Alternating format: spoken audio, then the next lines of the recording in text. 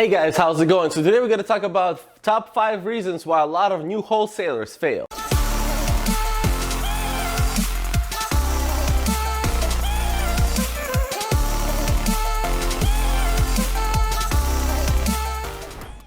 Many of these wholesaling problems I've tried and I've dealt with myself.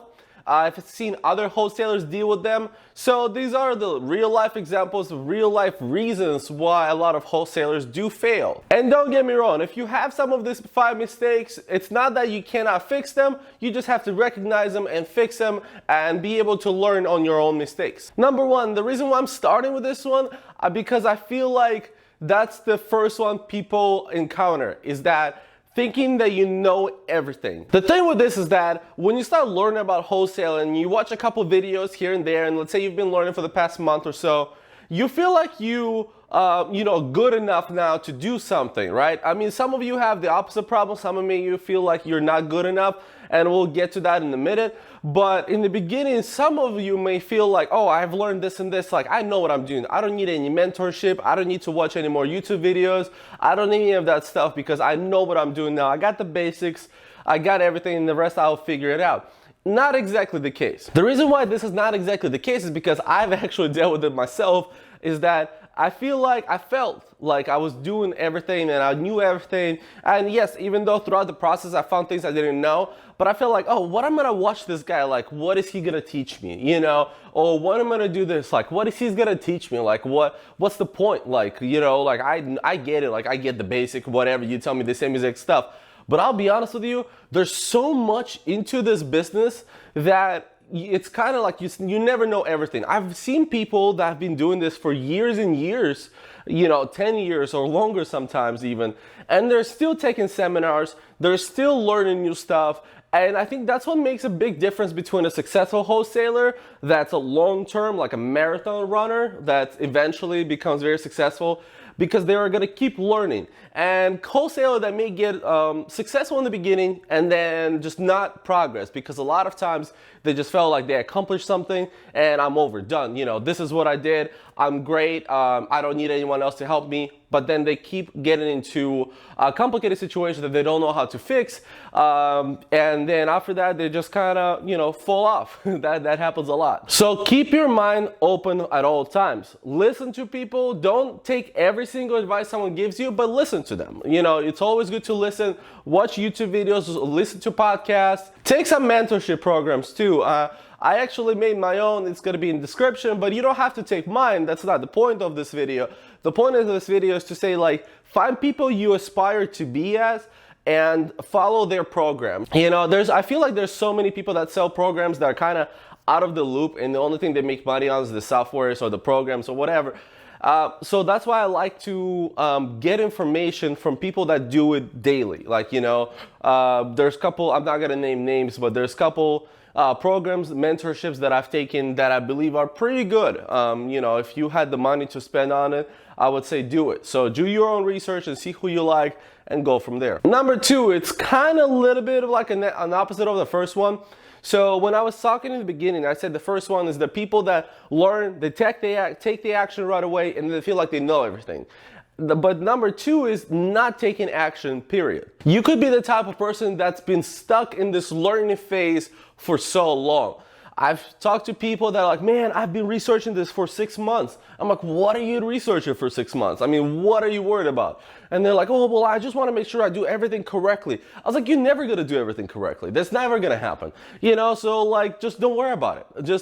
Just make sure legally, if you have the money spent, talk to a legal advisor or, to a mentor again, or someone else, and they kind of make sure you legally do everything correctly. You want to try not to legally make mistakes, especially in the beginning. I feel like you can't avoid fully all the legal mistakes, but at least in the beginning, you want to make sure you don't have a rough start.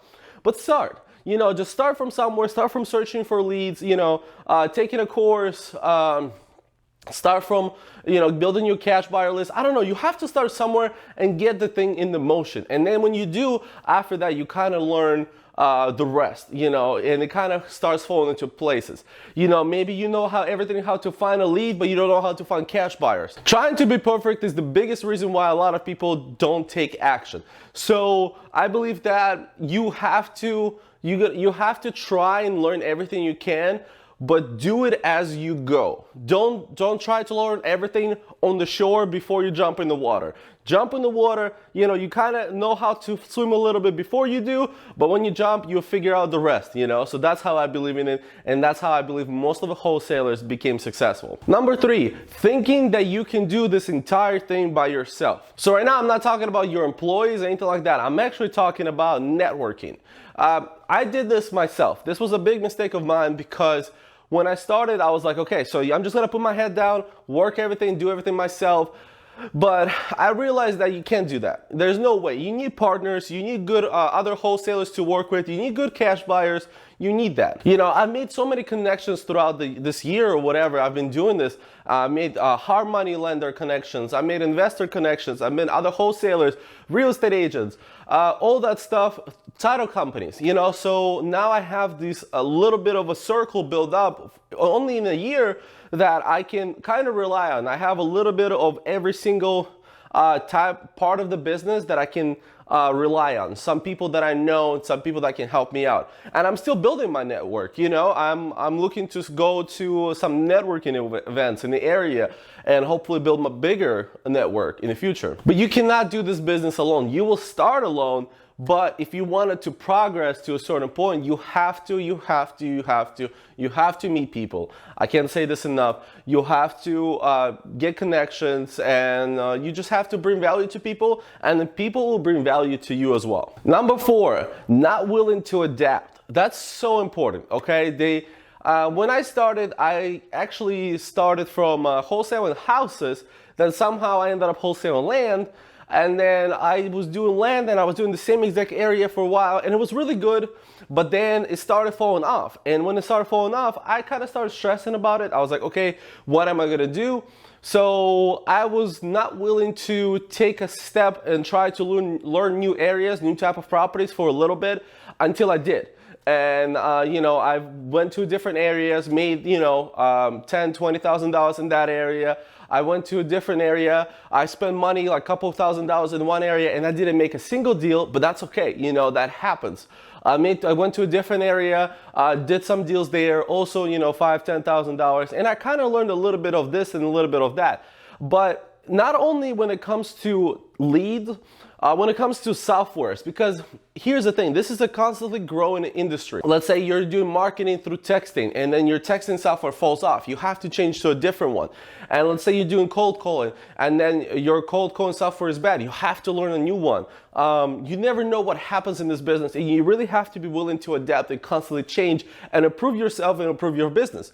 So I believe that people that are kind of stuck in the old ways, and hopefully when you're starting off, you don't really have old ways, but don't get yourself ever just used to some sort of way of doing things. Yes, you want to get a system going, but don't marry yourself to that system.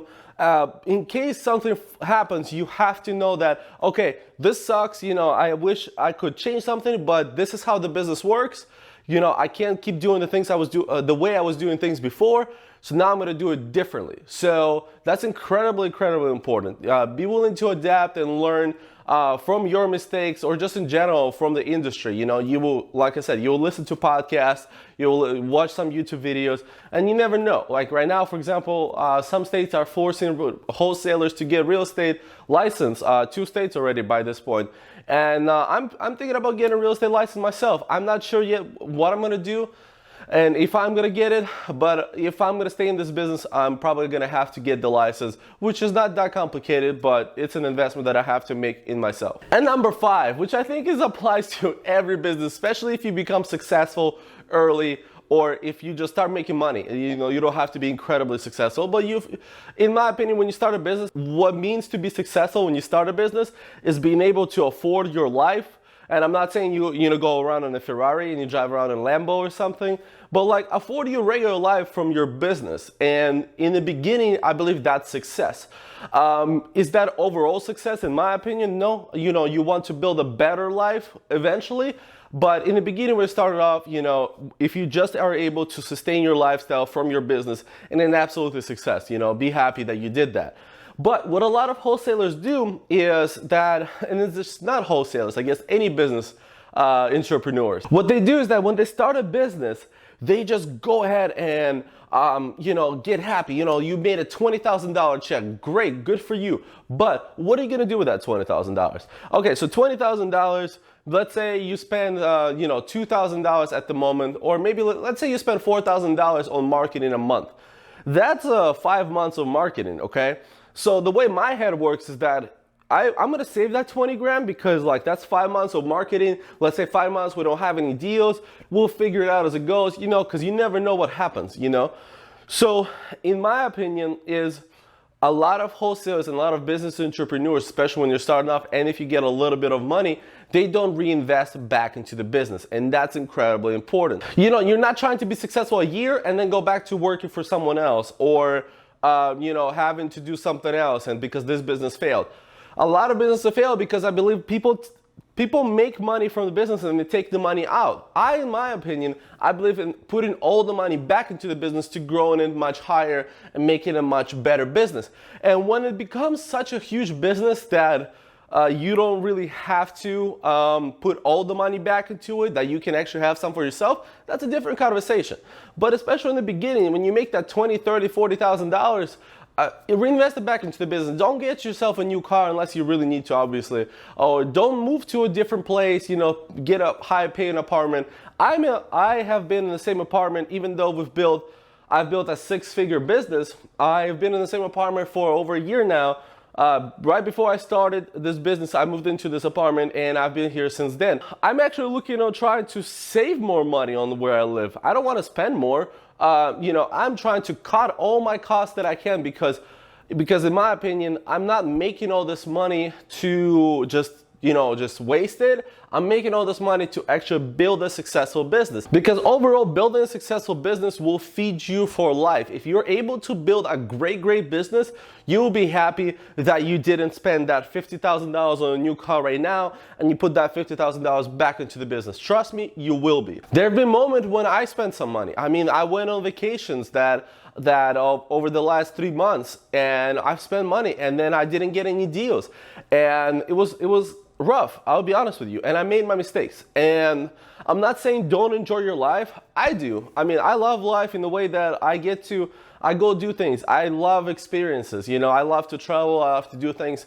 So I don't really save a lot of money on those things, but I don't go buy things, if that makes sense. I still have to be careful about what I spend my money on and making sure that I have enough budget for my business, especially since now I have a couple of virtual assistants working for me, which is that I'm kind of responsible for their well-being as well. Well, I'm not responsible for it, but I'm their employer in the way that I want to make sure our business is really good, is that I can keep them employed because I do appreciate them. The hard work they do is really good. And that's another thing. A lot of wholesalers don't expand their business. They don't get virtual assistant. They don't do this or that. They just feel like, okay, I can do this myself. Why would I spend $700, $750 a month on the virtual assistant if I can just do it myself? Yes, you can do it yourself, but can you do it to the level if you had you and 3 more people working? I don't think so. So, even if those 3 people, they don't bring you that many deals, but if they are able to, let's say you have 3 people and they bring you $10,000 a month, but you spend $5,000 on them, I mean, that's $5,000 a month. Overall, you're making net from your business a month. That's really good. In my opinion, it is. So you have to build a very strong business. So go ahead and invest in yourself and invest in your business, and the business will pay you back. But that's about it, guys. Like I said, some of these things I've made mistakes on as well, and I've learned from them. I'm sure I'm making some mistakes right now, but I'm learning as I go. It's kind of been my mojo from the start. If you guys enjoyed this video, please leave a like to this video. I really do appreciate it. Comment down below if you have any other questions, and subscribe to the channel if you did enjoy it and if you're wanting more content like this. And I appreciate all you guys, and as always,